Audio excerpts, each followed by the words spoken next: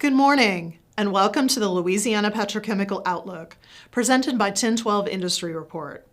I'm your host, Penny Font, and today we're taking a deep dive into the market, policy, innovation, and workforce trends shaping Louisiana's petrochemical sector as we head into 2026. A special thanks to our sponsors, Alliance Safety Council, Delta Machine and Iron Works, and Lard Oil Company. Without their support, this webcast would not be possible. Before we begin, here's a brief message from each of our sponsors. Alliance Safety Council creates, manages, and delivers compliance and safety awareness training that enables the workforce to transition from a learning environment to the worksite. Acting as a bridge between hiring facilities and contractor workforces, each year, Alliance meets more than 270,000 workers where they are, helping them get job ready by providing training that is hyper-focused on the type of environment in which they will be working. Learn more today about how Alliance Safety Council is helping to shape the future of skilled trades across the nation.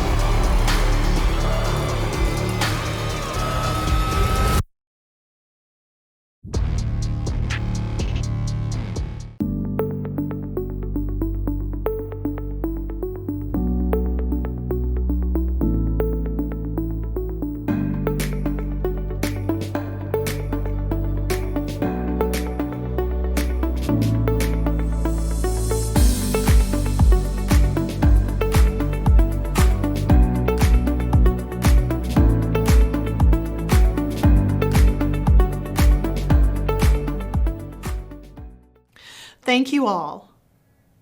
We have three powerhouse guests with us today. Kate Lightfoot is the Baton Rouge Integrated Complex Manager at ExxonMobil. She began her career with ExxonMobil in 2002 and has since held leadership positions in operations, business readiness, and supply chain, including serving as the first female site manager at the Baytown Chemical Plant in 2018. Most recently, she was the company's global marine supply chain manager at its corporate headquarters in Spring, Texas. Tom Yura is president and CEO of UBE C1 Chemicals America, bringing 29 years of experience in chemical manufacturing and executive leadership. Speaking of 2026, UBE is on track to complete the DMC EMC facility in Jefferson Parish next year that will produce critical components of rechargeable lithium-ion battery and semiconductor manufacturing processes. He previously served as COO of Cornerstone Chemical and as Senior Vice President and General Manager of BASF's Geismar site, the company's largest North American facility. Tom serves as the chair of the Greater Baton Rouge Industry Alliance and on the Energy Advisory Council for the Federal Reserve Bank of Atlanta, among others. Martha Gilchrist Moore of the American Chemistry Council analyzes how policy initiatives and energy trends affect the chemical industry and produces economic and industry forecasts. She also leads the Council's research on the economic contributions of chemistry and its benefits to consumers. With more than 25 years of experience, she is recognized as an authority on chemical market dynamics and end-use industries. Kate, Tom, Martha, thank you so much for joining us today. Before we dive into specific projects or technologies, let's start by zooming out. I want to get your sense of the overall landscape, how the market is performing, what demand looks like, and where Louisiana stands heading into 2026. So let's open with this question for each of you. How would you describe the overall market environment Louisiana's petrochemical sector is heading into for 2026? Cautious, stable, poised for growth, or something else? Right. Yeah, well, Louisiana was the second largest chemical producing state in terms of shipments. We estimate last year $77 billion of shipments in the state. Nationally, we're looking at kind of another weak year for output volumes, both this year and next year. We actually have a chemical regional production indicator on our website for the Gulf Coast region, and that's showing, in trend with national lines. So another weak year this year, another weak year next year. We also produce an economic sentiment index. It's a quarterly survey of our members and how business conditions are and the business conditions that they're facing. We should be getting the Q3 data up on our website by the end of October. But, as for the second quarter, things were still pretty low lying, they're pretty lackluster. So it was just a small expansion. But looking ahead, at its most basic, chemical demand is a function of consumer spending for goods, investment, both equipment spending, structures, residential, and exports, right? We export about a quarter of what we produce here in the United States. And 80% of basic and specialty chemicals are consumed by the industrial sector. So those are the places we look for clues about how demand is going to evolve over the next year or so. We pay close attention to the performance of about 20 key end-use markets for chemicals, things like construction and oil and gas exploration, housing, autos, et cetera. Not a lot of bright spots there unless perhaps you're in the data center space. Again, Louisiana is a major exporter of chemical products. A lot goes out through the state. More than $10 billion of chemical exports in Louisiana. So that's a big driver for production in the state. Thank you. Tom, your thoughts? Yeah, when it comes to where are we headed, I think the petrochem sector, it really depends upon the molecules. International demand is driving a lot of investment here in Louisiana, from LNG to blue ammonia. Louisiana is definitely poised for growth. With the massive investments coming our way, there's also massive infrastructure builds to support. If we can keep up with the infrastructure and the human capital demands, investors in the US and beyond will continue to look at Louisiana to invest dollars and build businesses here. That's good insight. Thank you. Kate, do you have anything to add to that? Yeah, I would just say I agree. Louisiana is poised for growth. We're working to balance the demands of the market. And as Tom mentioned, seeing the growth of the role that this industry plays in satisfying global demand for energy and lowering emissions. Okay, thank you. Martha, the American Chemistry Council forecasts only modest growth in U.S. chemical output next year. What are some of the key drivers for chemical demand, and how does Louisiana fit into that? Right. Yeah, that plays on some of the things I said earlier, those 20 key end-use markets.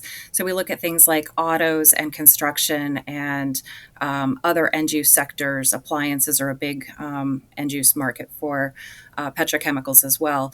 And, those are markets that are facing a lot of headwinds right now and may be continuing to face some headwinds going forward. If you're in perhaps more high tech, the data center story, semiconductors, there's a tremendous amount of chemistry there. Those are some bright spots. Also looking at the billions of dollars of announced investment. It's a little bit longer term, but there's been so much announced for the United States, and everything goes. Chemicals go into everything, let me say.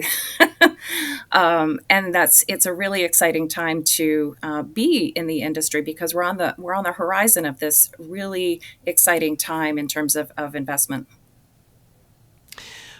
What advantages and assets do you think Louisiana specifically and the Gulf Coast more broadly have that make it such a strong competitor right now?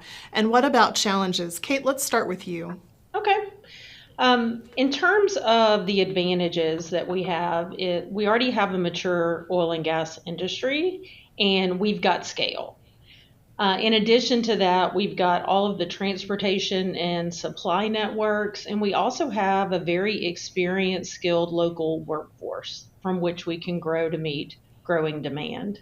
But we also have an ideal geology for sequestration, which is going to continue to be important as we meet the and equation of meeting the world's energy demands and decarbonizing and lowering our emissions. Okay. Tom, what would you add to that? Yeah, I think for me, it comes down to Louisiana has abundant natural gas and access to abundant natural gas. And that gas is certainly the basis for much of the new investments which we're experiencing. The state already has a strong ecosystem for supporting industry. as well as the natural assets and logistical infrastructure that was just certainly mentioned.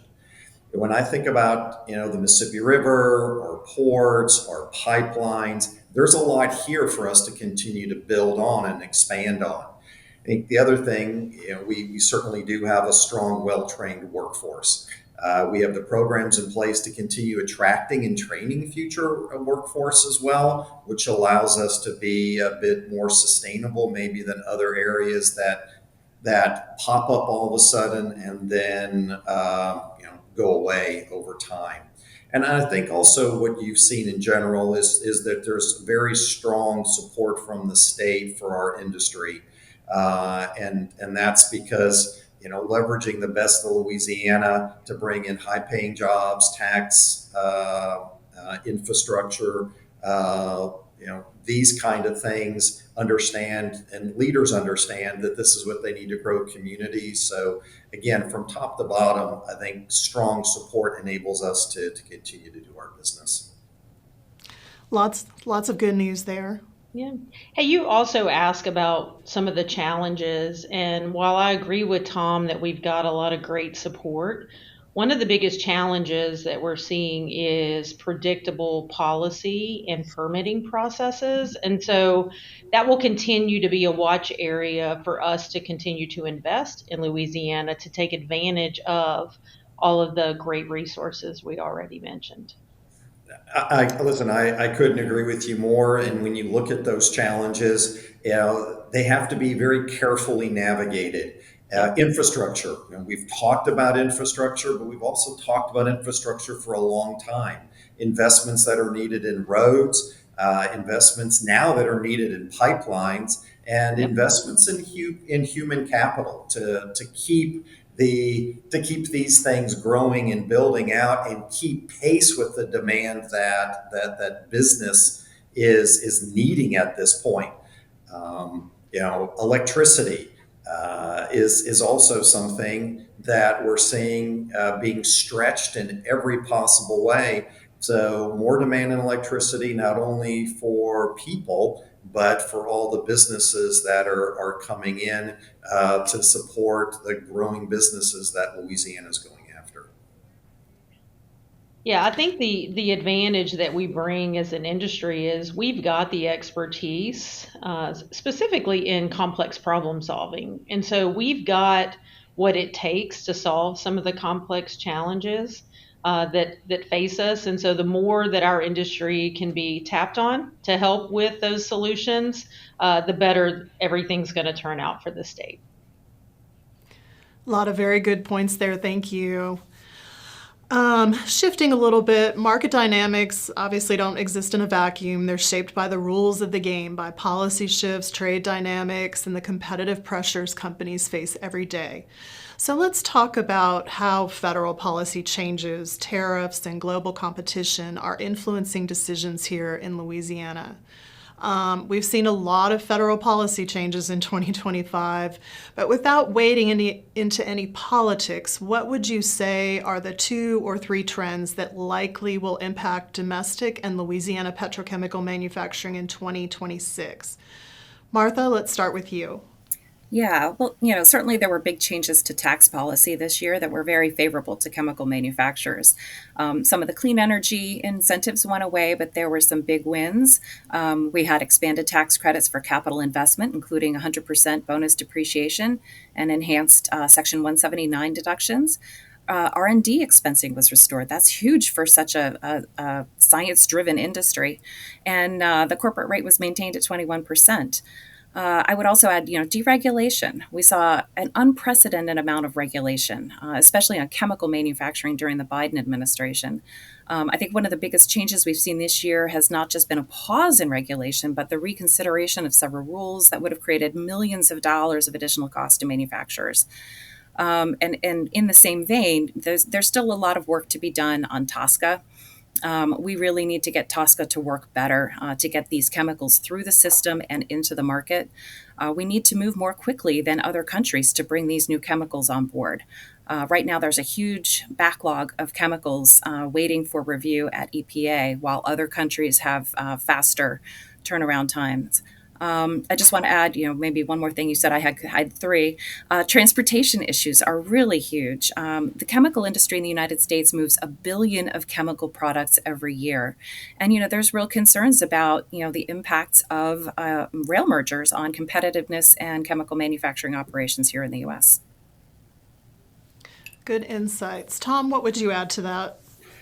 Yeah, no, that was a lot, and so I think if you hear all of the positives, there's a lot of those positives that are really working. I think to move our industry forward, right, from tax policy changes, environmental policy, and regulatory policies. Again, work to do with certainly with Tosca, and so some of the challenges, right? And some of the question marks out there include policies around renewables and solar and wind, and how these may be shifting and impacting proposed projects in our region. There was money planned. There were projects that were planned to do that. So that could stall, shift, or even in some cases end some of the construction or projects that were expected. Of course, the big issue that we also are confronted with is tariffs. So if you look at tariffs and trade deals, they've been in the news since early in the year. The announcement and subsequent deals with nations made, and in some cases not made, have driven a sense of uncertainty in the business community and among consumers. In the face of uncertainty, there are some industries, some projects that will pause, certainly waiting for clarity and how the story will wind up ending. So that's one of the new things that's out there that we're trying to carefully navigate. Absolutely. Can we go a little deeper on that in terms of how those might affect competitiveness, cost structure, or market access for products made in Louisiana? Yeah, no, it's yeah. I think for me, when you look at trade and you look at tariffs, both can drive cost and uncertainty. We all know that key factors that business looks at when deciding where to build or grow are cost predictability. And certainly, the business climate that we've had some very positive movements on this year. Companies with exposure to non-US produced goods and materials will be impacted.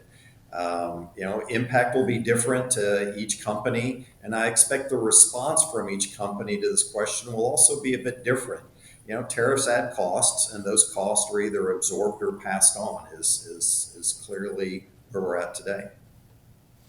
Thank you. Martha, what trends are you seeing at the national level? Right. I mean, to Tom's point, imports are hugely important to many chemical producers. I did some analysis using some Department of Commerce data, finding that 14% of the content of U.S. chemical imports come from imported goods. So imports are important. Exports, of course, are hugely important. The chemical industry is the second largest manufacturing exporter. Nearly 200,000 chemical industry jobs depend on exports, not just of chemicals, but of the goods that contain chemistry produced here in the United States, things like airplanes, agricultural goods, automobiles. There's still a lot of uncertainty about how things are going to shake out with tariffs. There's been some clarity with some of the recent trade deals. That's been very helpful. But I think, companies are in a little bit of a wait and see mode right now. At ACC, we've really impressed upon a lot of policymakers how important trade is, to our industry and how trade supports American manufacturing more broadly. Definitely wait and see. So let's just say, hypothetically, if you could change one federal trade or tariff policy to boost Louisiana's petrochemical competitiveness in 2026 and beyond, what would it be? Tom, let's start with you. So when you think about what's already been done, right, you led off with change. I think for me, I'll start again with the positives. If I am excited about the current U.S. policies that aims to bring additional manufacturing to the U.S. Being a lifelong person in manufacturing, it's exciting to see the U.S. wanting to make this commitment and trying to move diligently in that direction. If I could change a policy, right, to amplify the expansions of these goals, right, that have been clearly stated, it would be more so along the timing of the tariffs. Again, businesses are looking to invest and need a stable and predictable business climate. That's because it can take years for companies to build the new manufacturing assets that we're looking for. It's not as simple as make an investment decision today, run down to the corner block and go buy something. It takes time. So if you really think about it, many of the parts, the components used to construct these facilities that will manufacture materials or goods are either not made in the US or they're not made in the volume that we need to maintain either the timelines or the volume that may be popping at this moment.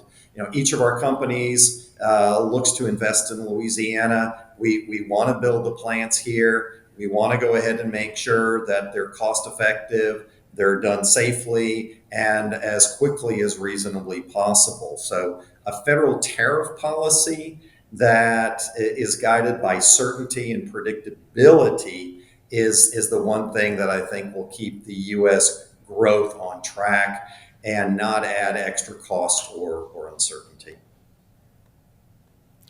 Very good point. Martha, would you add anything to that? Well, yeah, just kind of building on the theme of certainty, right? I mean, these chemical plants take years of planning to go forward. So to have greater certainty around, what policies are going to be will be incredibly helpful for that planning. I mean, there's a lot of really great reasons to invest in the United States and to invest in Louisiana. So having more certainty, I think, would be great. In terms of policies that could boost petrochemical competitiveness, I think, a continued push against the onslaught of regulation that we saw during the last administration would be enormously helpful. I think that's probably one of those sort of key levers that we have available. Absolutely. So with the backdrop of investment and all of the growth in mind, let's talk about what's coming down the pipeline here in Louisiana, the projects and investments that will shape our capacity over the next few years that y'all have mentioned. Tom, talk to us about UBE's new project coming online in 2026, I believe. How do you see battery materials demand and siting considerations evolving in Louisiana? Yeah, I mean, so for me, right, UBE C1 Chemicals America, our facility in Louisiana, is going to be producing dimethyl carbamate or DMC and ethyl methyl carbamate or EMC. Both DMC and EMC are critical components used in the production of the lithium ion batteries needed for energy storage systems and electrical vehicles. Today the U.S. market depends about 100% on imported DMC and EMC, most of which is coming from China. So, I mean, this project represents the first and only reliable domestic manufacturing of these products in the U.S., and it's certainly intended to bolster domestic battery component supply chains by reducing our heavy reliance on Chinese imports. And of course, energy and electricity demand as it grows, energy storage systems are going to grow. So we believe we are a key component in American energy security. From a long-term perspective, this is what I love about UBE. It's you go through the issues of today and you come out stronger on the backside tomorrow. We continue to see strong growth for battery materials over the long term. Many of the battery material products are produced overseas today, and as UBE, we aim to help change that. Our project that we've got going is going to also displace some imported materials and improve the overall supply chain. So we're really excited about this, and certainly excited about UBE's presence in the U.S. moving forward. That is very exciting. Kate, talk to us about new projects at Exxon. Sure. So at ExxonMobil here in Baton Rouge, we remain focused on ensuring that our facilities here are competitive as we navigate the energy transition and work to deliver the products that society demands while lowering emissions. So we have a suite of projects called our Innovation Suite. And those projects total more than $250 million in investment in the greater Baton Rouge area. We're underway on construction for a new isopropyl alcohol unit. And this unit will make ultra pure isopropyl alcohol, which goes into the semiconductor industry and chip manufacturing. So we are investing over $100 million to begin that production of that ultra pure IPA. We've also approved funding to expand our advanced recycling operations here at the Baton Rouge site. And what that does is it allows us to divert plastic away from landfills and increase the advanced recycling rates into the units that we have here in Baton Rouge today. And then finally, we're hoping to expand our Port Allen lubricants plant operations, which is in West Baton Rouge, to scale up the production of what we call Proxima resins. Our Proxima resins enable a lighter weight, higher strength solution that creates value above existing materials today like steel, aluminum, or epoxies. And the value for use of Proxima applications is very strong. And it's a technology that transforms low value gasoline components into this revolutionary resin. So we're very proud of the investments that we've announced and are continuing to look at to expand our operations and provide a stable place of employment for our Louisiana workforce. Very cool. Thank you both for sharing those. Martha, it's just incredible the amount of investment that we're seeing in Louisiana in the pipeline. Talk to us about what's driving that specifically in Louisiana and where we go from here.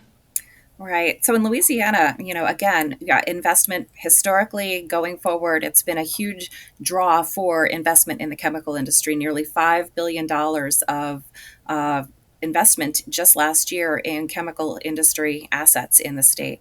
At the national level, we do expect chemical industry capex to slow a little bit this year. There's been the higher interest rates, a lot of uncertainty, and that's delayed some of the capital spending.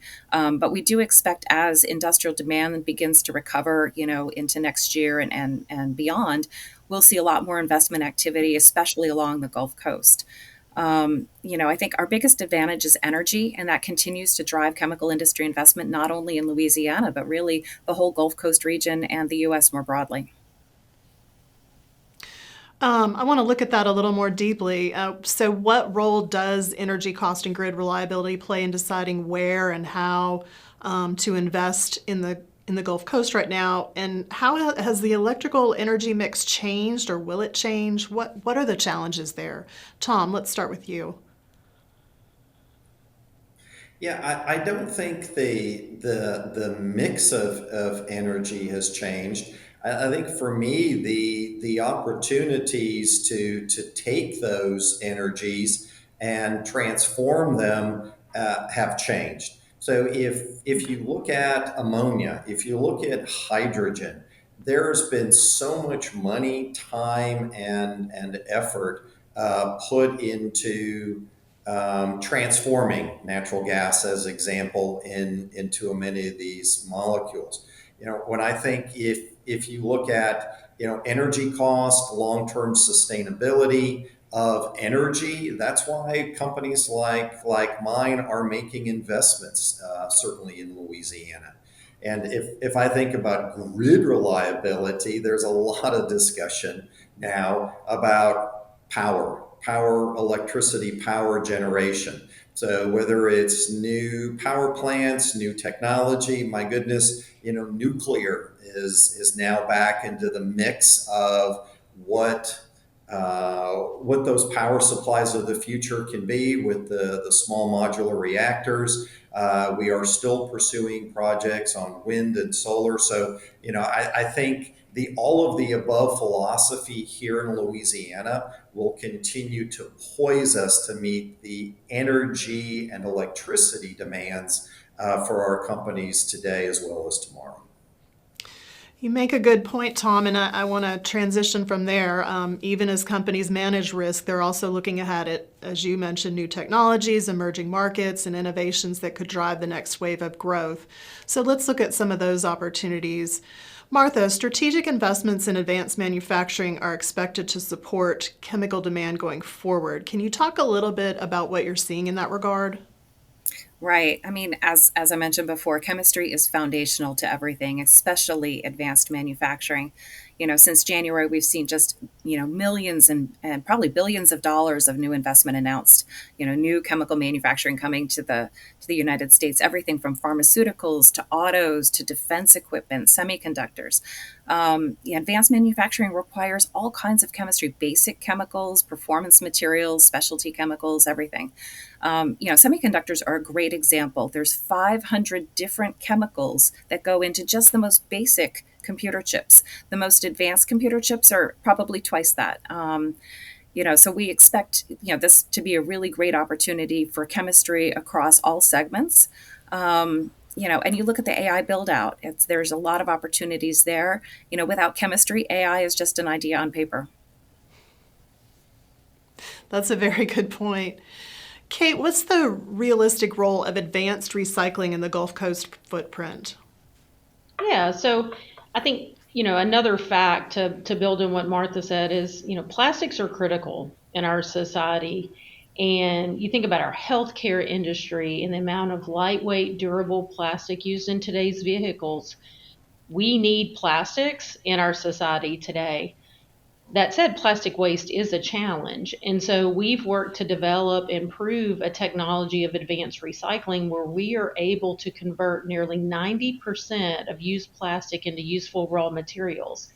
And what this does is it helps keep plastic out of our landfills and incinerators, and also can help our customers meet their goals around plastic waste. We've proven this in our Baytown, Texas facility, where we have one of the largest, most successful advanced recycling facilities in North America. We've already processed more than 100 million pounds of plastic waste there, and we're looking to expand that technology's use here in our Baton Rouge complex. Impressive. Tom, you touched on this earlier. Where do you see 2026 and beyond opportunity from semiconductors, defense, or AI equipment manufacturing demand spilling into Louisiana and the broader Gulf Coast chemistry? Talk to us about any product lines you're leaning into. Sure. No, I mean, you hit, those three when you look at semiconductors, defense, and AI. I mean, all of these sectors are mega trends. Massive investment in AI is happening now. It's happening in our state. And as you've heard about it, read about it, or we've talked about it, it really, AI becomes a race, and this means you have to go fast. From the Meta AI Center in Richland Parish to the other data centers around the U.S., it's here. And people are spending $1 trillion on all of these new facilities, and the market cap of a number of these companies, it's astonishing how much money is being poured in. Again, it's a race. And then when you look at semiconductors, obviously, semiconductors are also a strategic priority for the U.S., and the U.S. government is even investing directly in chip manufacturing. And of course, chips go into AI, it goes into AI data centers. So all of this ecosystem is happening today. And as Martha mentioned, chemistry is in all of this. You have to have chemistry to make the chips. And so, whether it's spending in the Defense Department, that's almost $1 trillion now. Domestic manufacturing and supply chains have to continue to be expanded to support these efforts. You just heard Kate talking about the isopropyl alcohol. All of these components, Louisiana is poised to support because we already have the ecosystem here. And then when you move to the topic of defense spending, the Ukraine war has also dramatically changed. mean, how many of us were really talking about drones like we're talking about drones today? Drones is mentioned in the news every single day. The technology, the manufacturing, the fabrication of any of those critical pieces and components, well, it will start with chemistry. And that chemistry has to be produced, and that will go into increased defense spending. So, those mega trends of semiconductors, defense, and AI, they're not going away. And there is a ton of money going in to bolster the construction and fabrication here in Louisiana. Lots of opportunity. Kate, same question for you. Okay. Yeah, so appreciate Tom building on my comments around our isopropyl alcohol unit. The other growth area that we're looking at is our carbon materials venture. And what that allows us to do is capture some attractive opportunities in the battery anode market. So we're developing proprietary technology that will allow us to modify low value carbon feedstocks so that we can produce advanced synthetic graphite. And what that allows from a performance standpoint is a broader battery operating envelope where the battery will have a higher usable capacity, like in an electronic vehicle application, or charges faster, or the batteries just simply last longer. So we're excited about the opportunities that are developing in that space. Very interesting. So speaking of AI, let's look at the flip side of that. What are some of the ways that Louisiana manufacturers are using AI in the materials development process, whether it be material discovery and design, manufacturing and processing, quality control and testing, supply chain management, or life cycle sustainability analysis? Tom, what have you seen? Yeah, I mean, I think you already hit it. The answer is yes, and it's really all of the above. In discussion with my colleagues, each company is taking a look at how to best utilize AI to improve their business. Faster computing cycles to get faster answers and to make faster business decisions is absolutely something that people are looking into. The key today, though, where I really see it is using your own data to ensure data integrity and to come up with a viable answer for whatever business problem that you're working to solve. I do believe there's huge possibilities in construction optimization. I mean, that's part of our big topic today. And I think this will be a topic that the LSU School for Construction Management, with their new building and their new investments from business and industry, is also poised to develop. So that's one of those that we haven't talked a ton about. It's always about, coming up with, again, the faster answers and even in some cases, novel approaches. But I think for how much construction we have going on, optimizations and improvements in construction management is a really untapped field that I'm excited to see us make some massive improvements on here in Louisiana. That is exciting. Martha, what about you? What trends are you seeing nationally?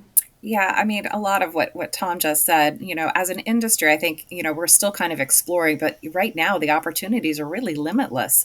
There's a lot of opportunities to use AI to develop these new chemistries, but also in plant operations to enhance, the safety and security, to, help with preventative maintenance. There's a lot of ways to kind of bring these things together with AI to make chemical operations safer and more secure. Thank you. So in Louisiana, ExxonMobil has the largest CO2 pipeline. Kate, talk to us about the impact of that unique asset. Okay. Yeah, we're a leader in the energy transition based on the scale that we have. CCS, carbon capture and sequestration, is not new for us. We've cumulatively captured more CO2 than any other company. We've almost 150 million metric tons so far. And that is underpinned by the largest CO2 pipeline network in the US, spanning approximately 1,300 miles, most of which is in the Gulf Coast. We have more than 18 million tons of CO2 per year under contract in the United States. No other company has announced commitments of that magnitude. And Louisiana continues to be a key focus area. As I mentioned before, it has an ideal geology for sequestration, and we've got 5 different customer agreements that we're excited about in Louisiana. Awesome. So we've talked about markets, we've talked about projects, the technology shaping the industry's future, but of course, as I think some of you have mentioned, none of it happens without the people who keep these plants running every day. So as Louisiana looks to stay competitive, building and retaining a skilled workforce is becoming just as critical as securing feedstock or financing. So let's turn to that issue, to the workforce and community side of the equation. So, as I understand it, industry employment is expected to soften slightly in 2026. What are each of you doing to retain skilled workers and maintain contractor pipelines through this flatter demand period?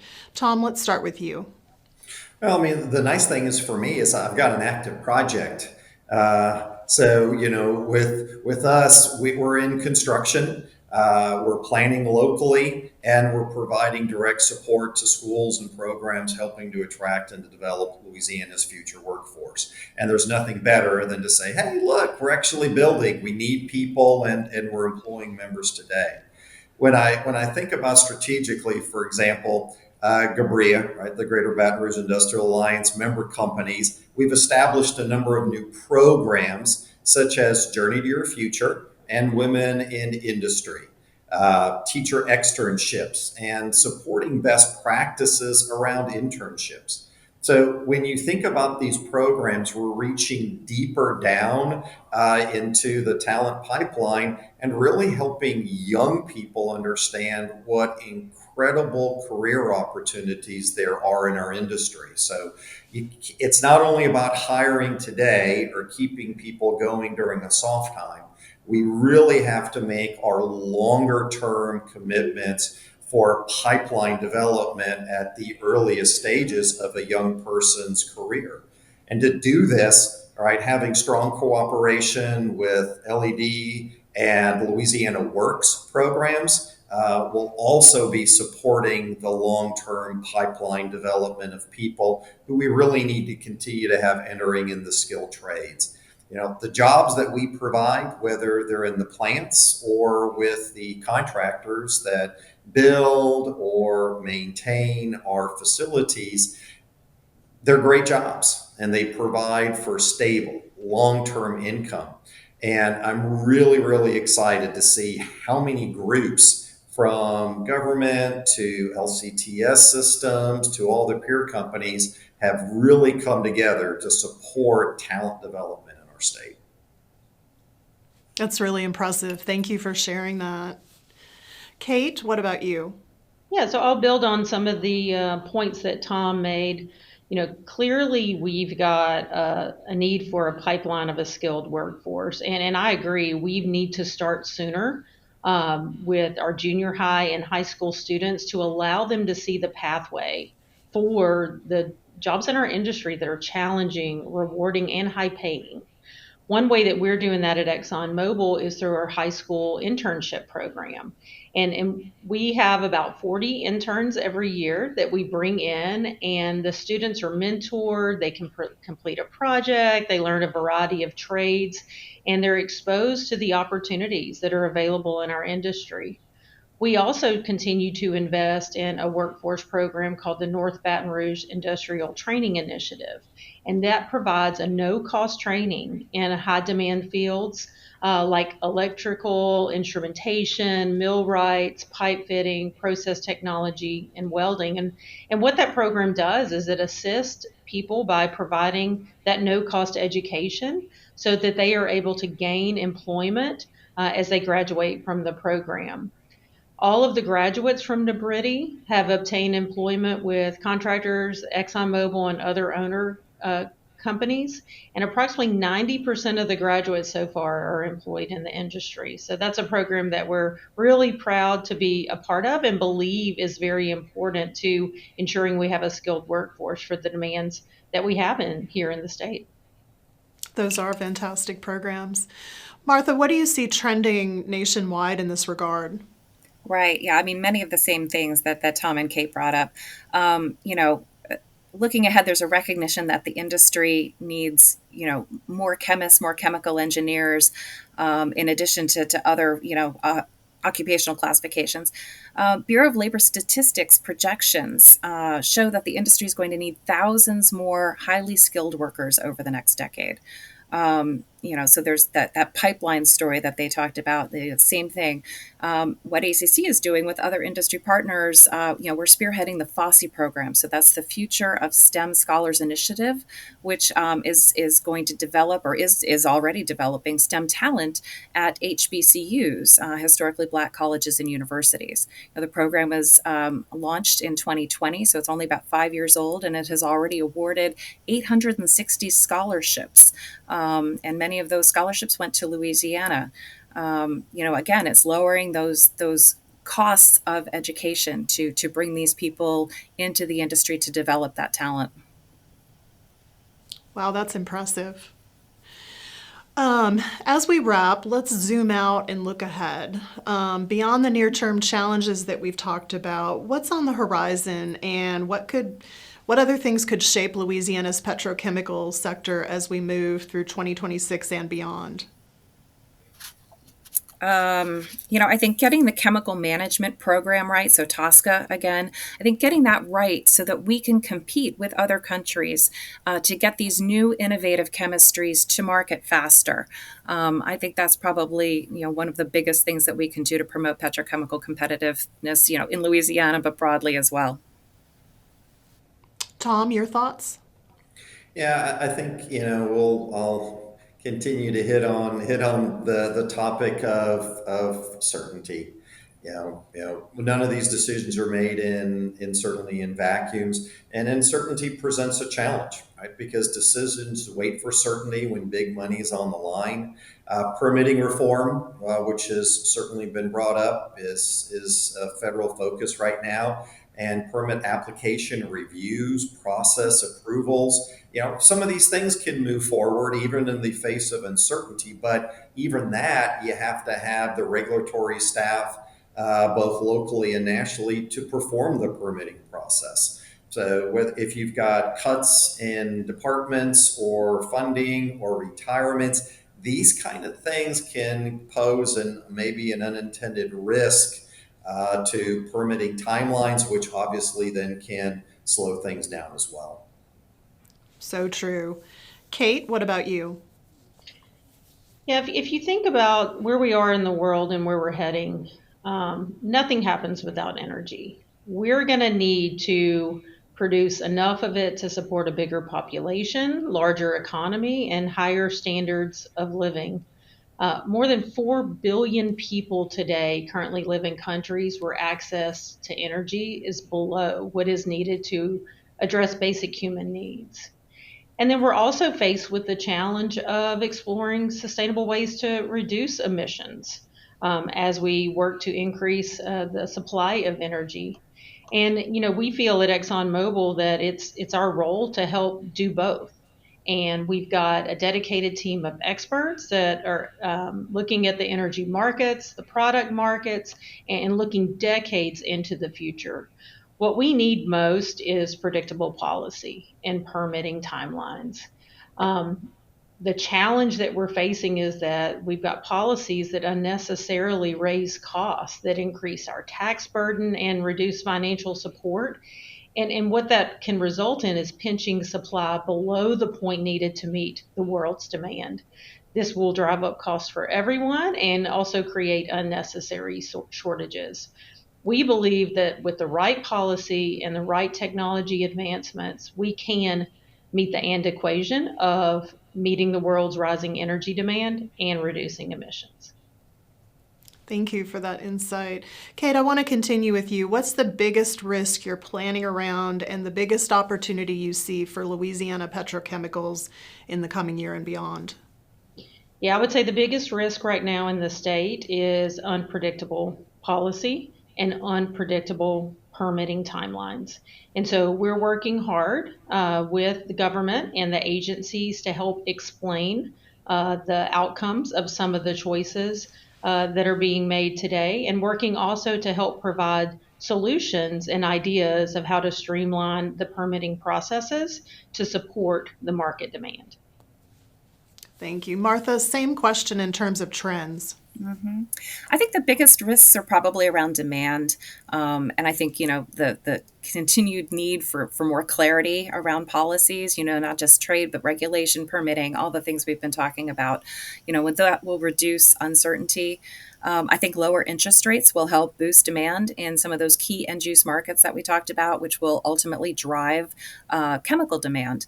We've talked about the chemical industry is foundational to American manufacturing. And, we're really excited about the opportunities that lie in the years ahead with all of this announced investment coming into the United States. Because really, when chemistry creates, America competes. Absolutely. Tom, close us out. Yeah, when I think where we're headed, I think the advantages, right? Louisiana is an all types of energy state. We've always been and will always be because there is no other state that has the natural resources and infrastructure like the ports, Mississippi River that we do. We're really fortunate to have these abundant natural resources, well trained, the networks, an outstanding group. You talked to, about them today, Exxon and others, just global companies that are here, have been here, and then the commitments can't ever be stronger, right? So we also have a supportive state government. We have the basic building blocks to do what we need to do. And we can continue to supply the world's energy and chemistry. I think that's a theme you've heard over and over again. We can do it. Closer discussions between business and government, I think, can really help identify the sticking points and make sure that we're aligned and then moving forward together. Surprises usually slow decision making and execution. So I think we have all the puzzle pieces. We've got everything here on the table. I think we need to pull everybody to the table and agree. How do we clear up some of the uncertainty? How do we chart our paths? And how do we move forward together to build manufacturing, to supply the energy that the world needs, to supply the chemistry and the world needs? All of it can be done here within Louisiana. We just have to get closer together with our government officials and move forward. Awesome. Well put. Kate, Tom, Martha, thank you all so much for sharing your insights today. And thanks to our listeners for joining us for the Louisiana Petrochemical Outlook. I'm afraid that's all the time we have for today. On behalf of 1012 Industry Report and Baton Rouge Business Report, let me thank Martha Gilchrist Moore, Kate Lightfoot, and Tom Yura for their time and expertise this morning.